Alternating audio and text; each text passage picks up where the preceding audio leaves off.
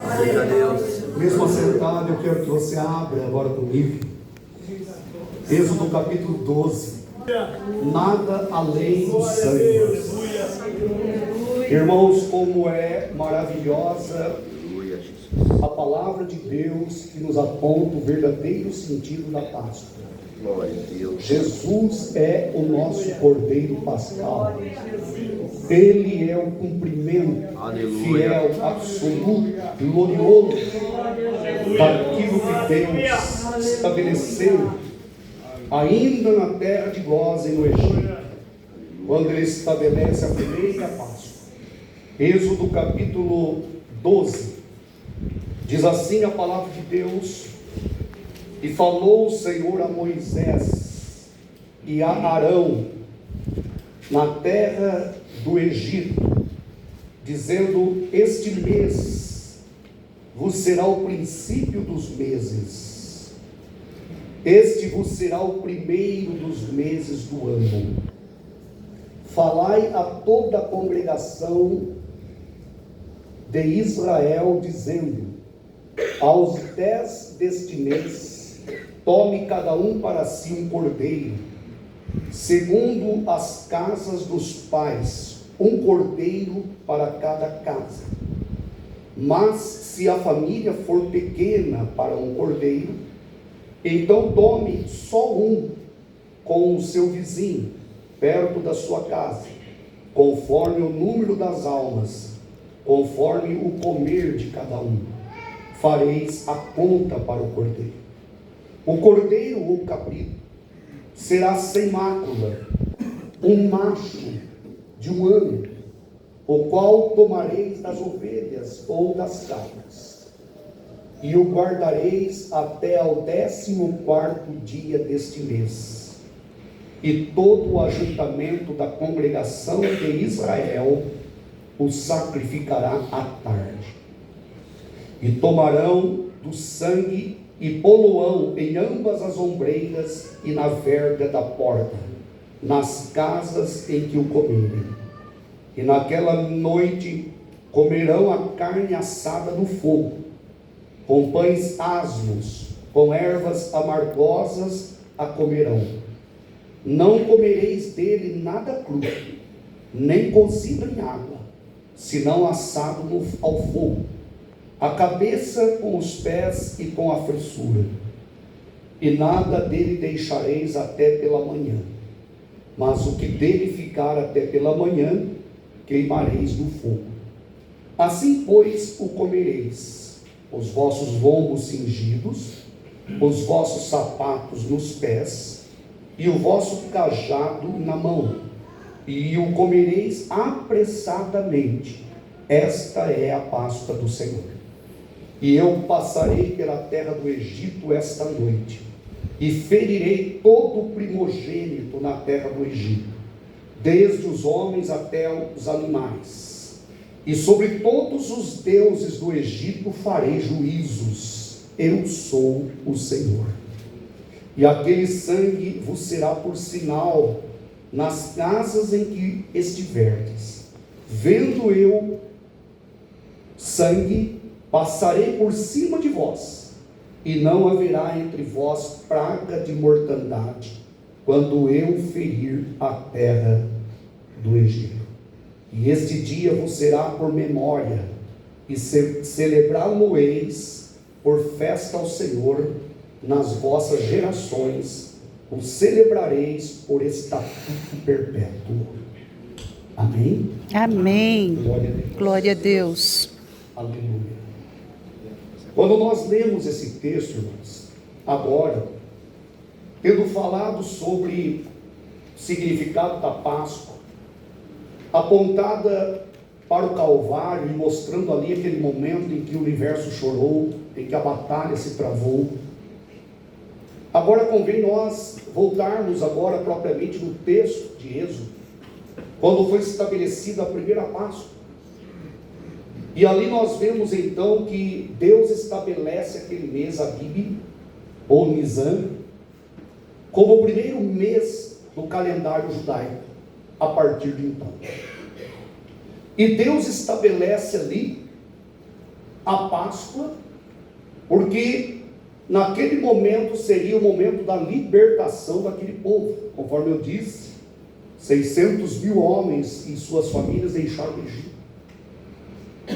Mas Deus ali estabelece os pormenores do cordeiro, do sacrifício, do ritual, como deveria acontecer. E como tudo aponta para Cristo, tudo aponta para uma realidade maior, que 1500 anos depois, 15 séculos depois, se cumpriria em Cristo. Então nós podemos extrair desse texto antigo, esse texto que remonta ao passado judaico, nós podemos extrair dele ensinamentos lindos para nós, ensinamentos que nos mostram, na verdade, a unicidade do sacrifício de Cristo, e a razão por que Cristo é único, e a razão por que não pode haver entre o Evangelho e outras crenças uma sinergia, uma soma de forças para alcançar um bem, ou para expandir, porque o Evangelho ele é excludente. O Evangelho, ele separa. Jesus até disse que quem quiser ir após ele deve negar a si mesmo, tomar a sua cruz e seguir. Jesus até disse que o mundo nos odiaria, o mundo não nos amaria. E por que o mundo não nos amaria? Porque o mundo não o amou. João capítulo 3 diz que a luz veio ao mundo, mas o mundo amou mais as trevas. É um equívoco tentar uma sinergia com o mundo ou com outras crenças, porque o Evangelho ou o cristianismo advém do judaísmo. A fé judaico-cristã é uma fé exclusiva, gloriosa. Deus, ele revelou isso progressivamente, sabiamente na história. Jesus, ele tem lastro. Jesus, ele não caiu de paraquedas.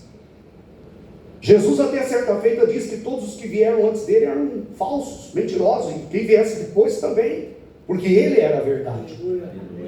E ele era a verdade simplesmente porque ele estava dizendo que ele era a verdade? Não, porque tinha lastro, tinha como ser comprovado.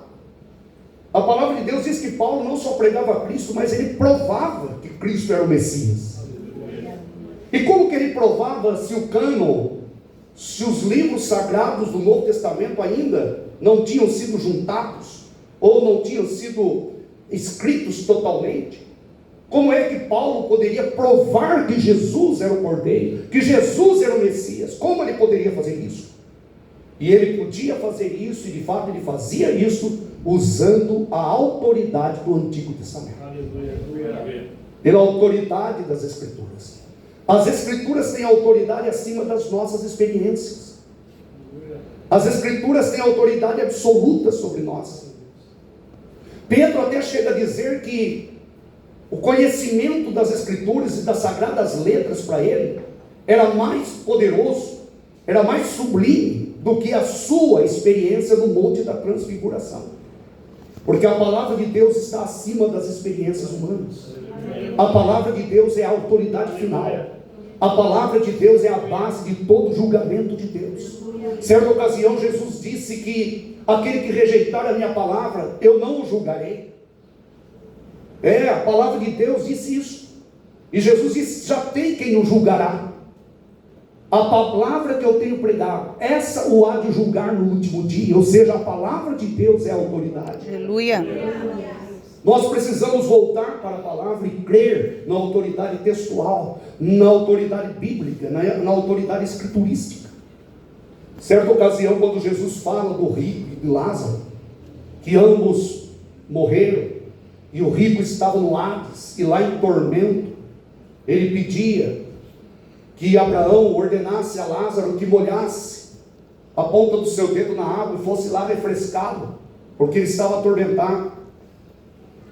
E diz a palavra de Deus que naquela conversa com Abraão, ele disse, não, pai Abraão, lá no final da conversa, ele diz, manda alguém lá para pregar para os meus irmãos.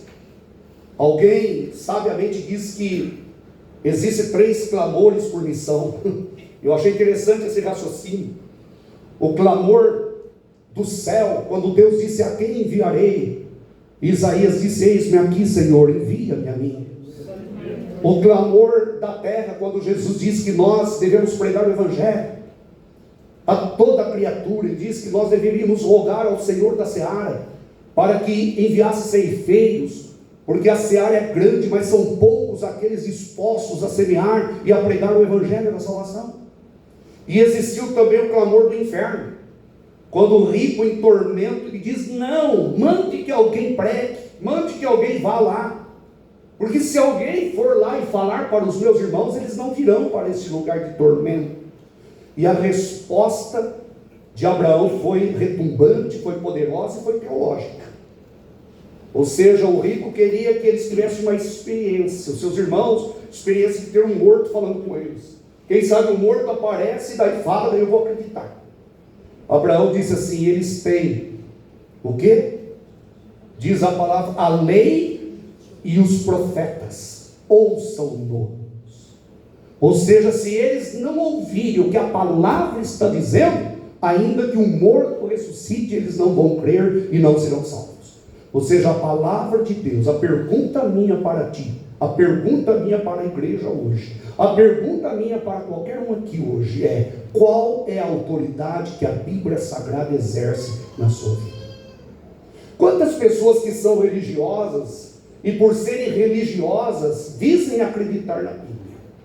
Mas a pergunta é: qual a autoridade que a palavra de Deus exerce em nossas vidas? E eu posso afirmar, com base em toda a teologia sagrada, que se alguém disser que crê na Bíblia, mas não crê só na Bíblia, essa pessoa não crê na Bíblia, porque a Bíblia reivindica a autoridade única. Vocês estão entendendo, irmãos? Amém? É um monte de crer. Mas o raciocínio é esse: se alguém disser que crê na Bíblia, mas não crê só na Bíblia, então esta pessoa não crê na Bíblia, porque a Bíblia reivindica a autoridade única. Então, se eu digo que eu creio na Bíblia, eu tenho que crer quando ela diz que ela é única. Amém? Amém. Se ela diz que ela é única e eu creio nela, então eu vou crer só nela. Quando a pessoa tem a palavra de Deus como uma das autoridades, como uma das fontes, mas não como a única fonte, a pessoa na verdade está rejeitando a autoridade da Bíblia, e a pessoa está postulando no erro, e a pessoa está na verdade palmilhando no erro, e a pessoa está na verdade trilhando no caminho de religiosidade. Por que a palavra de Deus ela foi e é a causadora da divisão? Por que pela palavra de Deus muitos foram mortos? Por que pela palavra de Deus Jesus perguntou uma pergunta retórica que implicava numa resposta óbvia? Não era uma pergunta de dúvida, mas era uma pergunta de certeza. Ele diz: qual dos profetas, ou quais dos profetas vossos pais não perseguiram? Os homens morreram por causa da verdade, eles foram perseguidos por causa das Escrituras.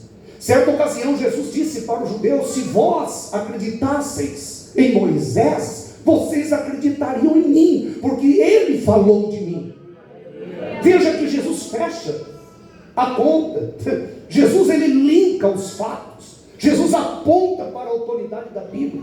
Abraão disse para o rico em tormento: não, eles têm lá a lei e eles têm lá os profetas. Eles precisam ouvir a lei e ouvir os profetas para que eles escapem desse lugar. E Jesus também disse: se vós acreditasseis, ou se vocês acreditassem em Moisés, certamente vocês acreditariam em mim, porque Moisés falou de mim. E Moisés falou de Jesus, não só abertamente, como dizendo, como ele disse: Deus levantará no meio de vós um profeta semelhante a mim. Mas Moisés falou em tipo, Moisés falou em símbolo, Moisés falou por tipologia, por simbologia, Moisés falou ilustrativamente. Em toda a lei de Moisés, em todos os detalhes da lei de Moisés, estava apontando para aquele que viria e morreria na cruz do Calvário. E é interessante que João Batista teve essa percepção. Ele não diz: eis o profeta, eis o grande mestre, mas eis o cordeiro. Aleluia! Aleluia. Glória a Deus, eis o cordeiro. Irmão, você precisa do cordeiro. Você precisa ter o sangue aspergido no seu coração. Aleluia. O sangue realmente salpicado no seu coração, na sua vida. Ter o seu coração transformado e regenerado pela graça de Deus e pela misericórdia de Deus. Aleluia. E Moisés falou de Jesus. E a Páscoa primeira, na verdade as outras Páscoas eram apenas celebrações. Porque a primeira Páscoa, ela vai ter a sua perpetuidade até quando Cristo cumpre ela na cruz do Calvário. Quando Jesus cumpriu a Páscoa na cruz do Calvário, então a Páscoa judaica se tornou obsoleta, sem sentido, inócua. Os judeus continuaram praticando ela, porque eles rejeitaram a Cristo. Então no ano seguinte, aquele texto que nós lemos em Mateus 27, no ano seguinte, os judeus se reuniram novamente para a Páscoa. Jesus já não estava, obviamente, entre eles. Jesus já estava à destra do trono das alturas. E eles continuaram celebrando a Páscoa até o ano 70, quando Jerusalém foi destruída, foi disperso os judeus na diáspora. Aí já não houve mais tempo, foi destruído, não houve mais como fazer a Páscoa no molde judaico. Até hoje eles celebram, mas de outras formas, porque eles dão um jeitinho de moldar o ritual por rejeitar o Cordeiro de Deus. Mas Jesus cumpriu fielmente nele todas as profecias da palavra de Deus. E é interessante nesse texto que nós lemos, nós vemos aqui, irmãos, e bem rapidamente, nós vemos aqui algumas características do Cordeiro que são vistas explicitamente em Cristo. A primeira delas é que aqui no texto diz que o Cordeiro para a Páscoa deveria ser um macho de 1 ano. O animal teria que ser considerado um animal adulto. No mundo animal tem a maioridade, tem a infância dos animais. E eu não entendo de animais, em detalhes de todos os animais, nunca estudei a fundo isso. Mas o cordeiro, ele era considerado adulto quando ele atingia 1 ano. E a palavra de Deus diz que Jesus foi morto na sua fase adulta, aos 33 anos, como um cordeiro adulto. Adulto porque ele poderia responder por ele mesmo. Adulto porque ele não poderia morrer estando sob a autoridade dos seus pais, mas ele tinha que ter a autoridade dele mesmo. E a palavra de Deus diz que o cordeiro tinha que ser macho e tinha que ser de 1 ano. Parece redundante, né, dizer cordeiro macho. Mas o texto diz macho, tem que ser cordeiro macho. Amém? Cordeiro macho. E diz, a segunda característica, o animal teria que ser sem mácula, diz o versículo 5. Será sem mácula, sem pecado, sem erro. O cordeiro teria que ser perfeito. E lá em Hebreus capítulo 4, versículo 15, diz que Jesus era o cordeiro imaculado. Aleluia. Sem mancha e sem pecado, ele se ofereceu por nós. Aleluia. Jesus é esse cordeiro imaculado. Aleluia. Aquele animalzinho ali, ele era guardado 4 dias antes. A Páscoa deveria ser, né? Diz o texto aqui do dia 10, guardareis o cordeiro até o dia 14. 4 dias eles deveriam guardar para que fosse observado, para que fossem vistos os detalhes. Ao longo do tempo, depois desse momento primeiro aqui, ao longo do tempo, se um cordeiro não fosse considerado perfeito, o animal não fosse considerado perfeito, ele seria rejeitado, ele não poderia ser sacrificado. Ele teria que ser perfeito e teria que estar sob observação durante 4 dias. Jesus, ele entra em Jerusalém justamente antes, esses 4 dias antes, para estar ali debaixo dos olhos de todas as autoridades judaicas. Jesus, ele cumpre nele fielmente, absolutamente, perfeitamente toda a prefiguração da Páscoa. Amém? E um outro detalhe também, além de ser guardado 4 dias para observação, conforme está escrito no versículo 3 e versículo 6, que diz que o cordeiro, tomareis das cabras, diz o versículo 6, e guardareis até o 14º dia deste mês. Tem que ficar guardado para ficar em observação. Jesus, irmãos, ele não fugiu de diante dos olhos de ninguém. Ele estava ali, e certa ocasião ele até diz: alguém me convence de pecado? Porque Jesus era perfeito. Amém? Amém. Glória a Deus, estava diante dos olhos. Jesus passa por julgamento religioso e julgamento civil também. Julgamento religioso diante de Anás, Caifás, o filho dele, diante de Herodes, depois diante de Pilatos.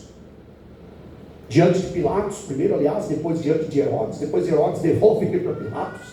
Um joga para cá, um joga para lá. Até que ele é sentenciado à morte, condenado à morte, sob a acusação de blasfêmia. Os judeus eram tão hipócritas, que diante de Anás e Caifás, eles condenam Jesus por blasfêmia. Entre outras coisas, porque sendo ele homem, se dizia Deus, e outras coisas. Dizia que destruiria o templo, que era maior do que Moisés, e tantas coisas, blasfêmias. E na verdade era tudo verdade, porque Jesus de fato é maior do que Moisés. Aleluia. Jesus é maior do que o templo. Aleluia. Amém, irmãos? Amém. Glória a Deus. Glória a Deus. Só que diante de Pilatos, diante de Herodes, eles acusam Jesus de traição, traidor, ou um insurgente, como alguém que queria causar rebelião, para que ele fosse condenado de ambos os lados, de todos os lados. E daí então ele é trocado, ele é preferido para a morte em lugar de Barrabás. E ele vai para o Calvário. Ele vai para o sacrifício. E o seu sacrifício é um sacrifício substitutivo. O cordeiro aqui de Êxodo 12, ele substituía quem? Substituía o primogênito. Jesus é o nosso substituto. Jesus morreu a nossa morte. Jesus morreu em nosso lugar. Aleluia. Jesus morreu a minha morte. É por isso, irmãos, que o crente não morre. O crente não morre. Se você parar para pensar nisso, o crente não morre.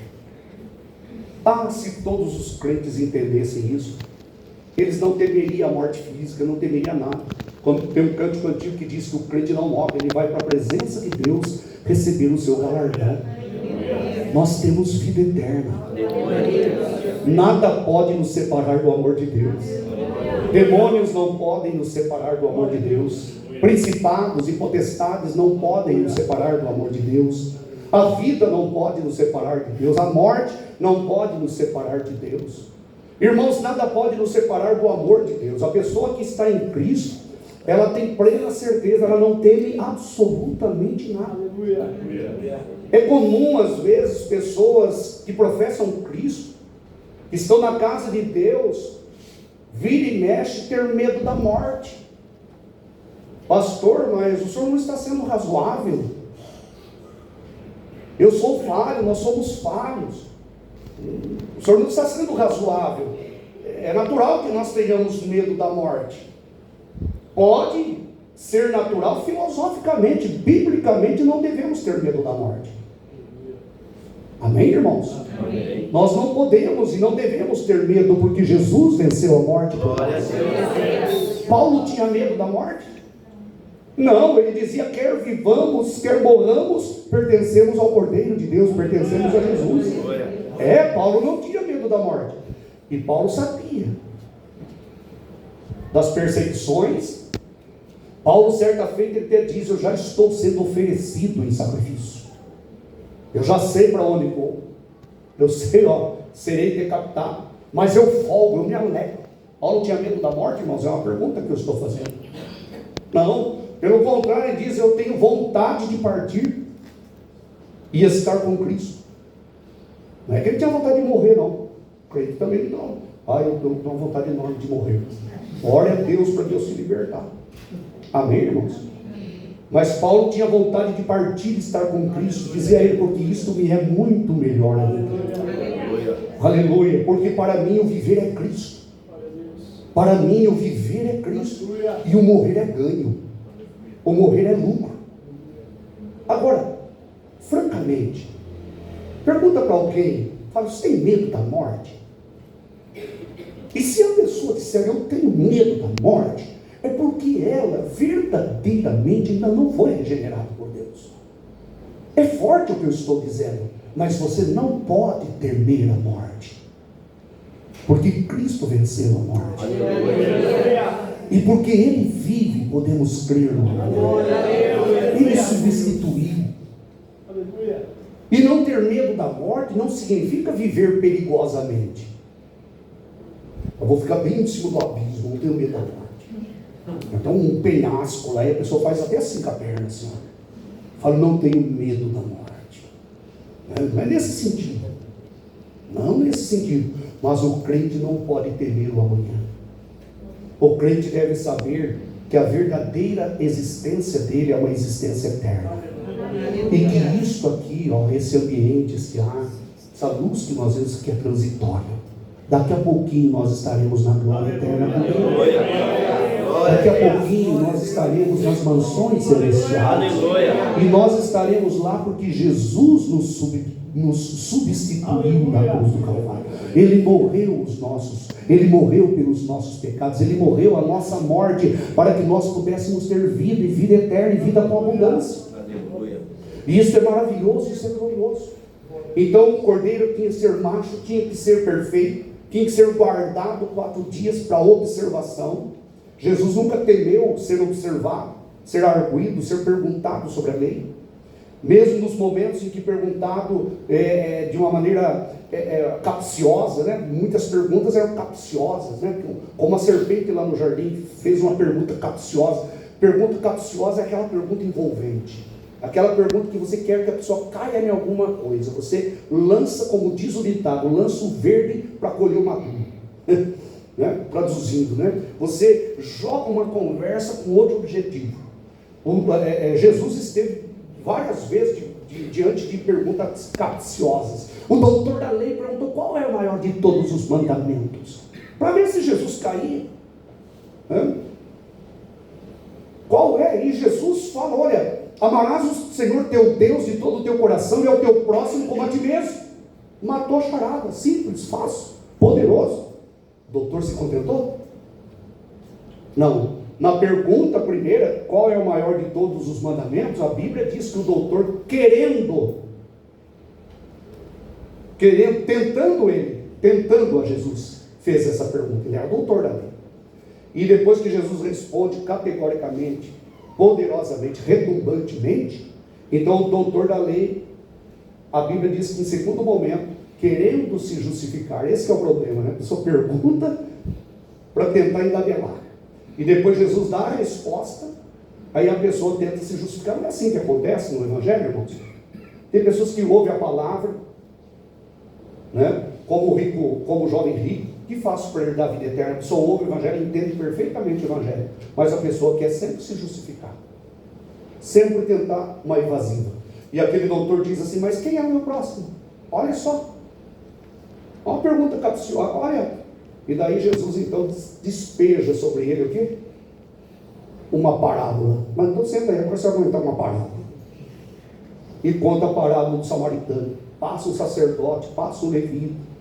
Todo mundo passa, vê um moribundo ali e passa de largo. Não quero nem ver essa pessoa. De repente passa o samaritano e atende ele, leva ele, cuida dele, ainda deixa ele lá na hospedaria, ainda diz para o dono da hospedaria, cuida dele, se gastar mais do que eu estou te dando aqui, a hora que eu voltar eu pago a diferença.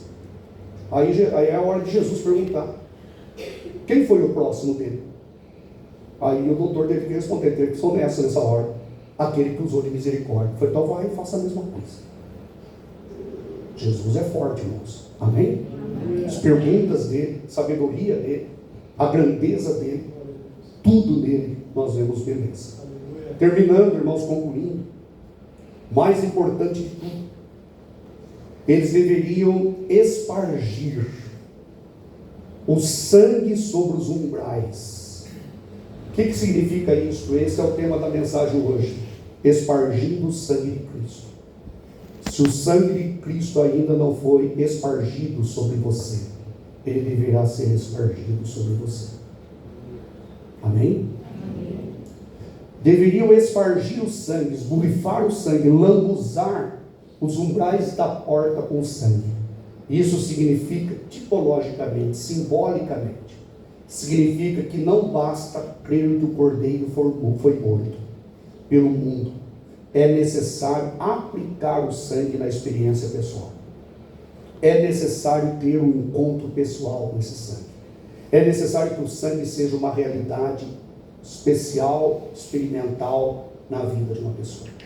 Deus ordenou Deus disse que ele passaria sobre o Egito, e a casa que ele visse o sangue, ele passaria sobre, ele não mataria, ele não ajuizaria. O anjo exterminador não mataria. Então o sangue não basta crer, é necessário aplicá-lo. É necessário ser lavado e remido pelo sangue de Cristo. Amém? Amém. Glória a Deus. E eles tinham que assar a carne, comer com pães sem fermento e com ervas amargosas. Esse era um outro detalhe. Eles deveriam assar. Assar significava as provações e as dificuldades que seguem a redenção. Seguir Jesus, irmãos, não é fácil. Se você acha que é fácil, por que muitas pessoas não seguem Jesus? Porque imagine, negar a si mesmo, tomar a cruz. Cruz é gostoso? Imagine colocar uma cruz nos ombros. Pedro, o apóstolo, diz que nós somos coparticipantes dos seus sofrimentos. Então, assar a carne é o seguinte: você tem que comer de Cristo e se abster do mundo, e saber que ter Cristo e se alimentar verdadeiramente dele significa enfrentar as tribulações e as objeções e as oposições do mundo hostil. E também pães sem fermento. Não vou ler o texto porque o tempo não permite, mas em 1 Coríntios capítulo 5, versículos 6 e 8, o apóstolo Paulo diz que nós devemos nos alimentar de Jesus sem o fermento da malícia, sem o fermento da contaminação e do mundo. Pães sem fermento significa pureza, sinceridade e verdade. Quantas pessoas que não conseguem andar com Jesus porque não conseguem ter vida pura, não conseguem ser sinceras e não conseguem viver na verdade. E a pessoa não pode comer de Jesus com pão fermentado. A pessoa não pode servir a dois senhores. A pessoa não pode ter o coração em Jesus e o coração no pecado. Ou seja, tinha que comer do cordeiro com pão sem fermento. Amém, irmãos? Amém. Vocês estão entendendo o simbolismo? Amém. Tinha que comer. Paulo até fala: joguemos o fermento velho, porque o pouco de fermento leveda toda a massa. Isso está escrito em 1 Coríntios 5, versículos 6 a 8. É que por causa do tempo eu estou resumindo aqui. Mas diz Paulo que nós devemos deixar o fermento da malícia, do pecado, da contaminação, e nós devemos nos alimentar, porque Cristo, a nossa Páscoa, morreu por nós. Então Paulo, ele interpreta perfeitamente Êxodo capítulo 12, interpreta aplicando esse pão sem fermento a uma vida pura. Amém? Você pode ter certeza, se você vê um crente capengante, um crente que é mais ou menos, aquela pessoa que leva uma vida assim, levando surra do pecado, a pessoa não tem muito prazer em Deus, a pessoa altos e baixos, a pessoa não tem aquela vida vibrante nas coisas de Deus, pode ter certeza que a pessoa está tentando comer do pão assado, da carne assada, aliás, que tem que ser assado, mas está tentando comer junto com o pão, mas um pão fermentado. E a palavra de Deus diz que nós devemos viver uma vida de santidade. Quem não vive uma vida de santidade não consegue caminhar com Jesus. A palavra de Deus diz que aquele que diz estar nele deve andar assim como ele andou. Amém, irmãos? Amém. Glória a Deus. Eu pergunto: como é que você se alimenta de Cristo? Com fermento? A palavra de Deus diz que é sem com pão asmos, ou pão sem fermento. E deveriam também comer com ervas amargosas. Irmãos, diferente do chocolate, não é? Coelhinho e chocolate. Lá era o cordeiro e era ervas amargosas. Ervas amargosas significa que a pessoa sempre deveria ter um coração contrito, arrependido e amargo pelas tristezas do pecado, para que eles lembrassem que o Egito é amargo, que o Egito é pecaminoso. Então, como é que nós vivemos com Cristo? Será que nós temos repúdio pelas coisas amargas do mundo? Ou será que as pessoas têm saudade do mundo? Tem crentes que até brincam. Ei, quando eu era do mundo, passa em frente de uma choperia e fala, ei, velho, não faz ideia naquela época. Se fosse naquela época, eu estaria aqui agora. A pessoa tem saudade do Egito, saudade do mundo. Quer comer do cordeiro, mas com chocolate, e não com ervas amargosas. E Deus quer que nós participemos de Cristo com o coração sempre amargo, amargo pelo pecado. Amém, irmãos? Não amargo de não ter prazer em Deus, mas um coração que entende que Jesus deve ser seguido com arrependimento, com tristezas pelas coisas do mundo, e não viver de acordo com a vontade do mundo. E o mais importante, para terminar, já vou terminar, nós vamos cantar um hino, nós vamos ouvir mais um hino. E o mais importante, a palavra de Deus diz que eles deveriam comer em pé, vestidos como viajantes, preparados para o momento da partida. E eles deveriam comer apressadamente. Então a Páscoa não comia sentado, não comia relaxadamente, mas eles comiam em pé, vestidos, e eles deveriam comer rápido. Talvez algum médico fale, não faz bem comer rápido. Alguém diria, não, comer rápido. Mas a Páscoa tem que ser escrito, né? Porém, diz a palavra de Deus que eles deveriam comer assim. O texto sagrado diz assim, a palavra de Deus, versículo 11. Êxodo 12, versículo 11. Diz assim: assim, pois, o comerei os vossos lombos cingidos, vestidos, os vossos sapatos nos pés, o vosso cajado na mão, e comereis apressadamente. Esta é a Páscoa do Senhor. O que significa isso, irmãos? Que a pessoa não pode servir Jesus deitado eternamente em berço esplêndido. O Brasil está deitado eternamente mesmo. Não levanta de jeito nenhum. Então, deitado eternamente em berço esplêndido, não. A pessoa deve comer vestido, em pé, com cajado na mão, típico de alguém que está saindo para a viagem. E nós estamos saindo para a viagem. Haverá em breve o grande êxodo da terra. Êxodo quer dizer saída. Eles saíram do Egito. Nós estudamos lá atrás na escola o êxodo rural, lembra? Com a industrialização, né? As pessoas eles saindo do campo da terra para ir para a cidade. Êxodo, né? Rural. Teve o êxodo lá do Egito, que eles saíram do Egito, e haverá em breve um êxodo glorioso, quando Deus vai nos tirar desse mundo, e nós, como viajantes, vamos entrar nas nações celestiais. Glória a Deus, aleluia. Então, de Jesus, irmão, você não come dele. Você está servindo a Jesus, irmão? Estou, irmão. Ai, que delícia servir Jesus, né? A pessoa cruza as pernas e diz: tudo posso naquele que me fortalece. Esses tempos atrás eu vi um desenho da época dos cristãos verdadeiros e da época dos cristãos modernos. 2 desenhos, eu achei brilhante a ideia de quem fez aquilo. E a frase é: tudo posso naquele que me fortalece. E o cristão antigo, no desenho, estava sendo queimado na fogueira, glorificando a Deus e dizendo: tudo posso naquele que me fortalece. O desenho do novo, o camarada lá, o cara, estava num carrão assim, com óculos escuros, tudo chique, com bebida, dizendo: tudo posso naquele que me fortalece. O evangelho do triunfalismo.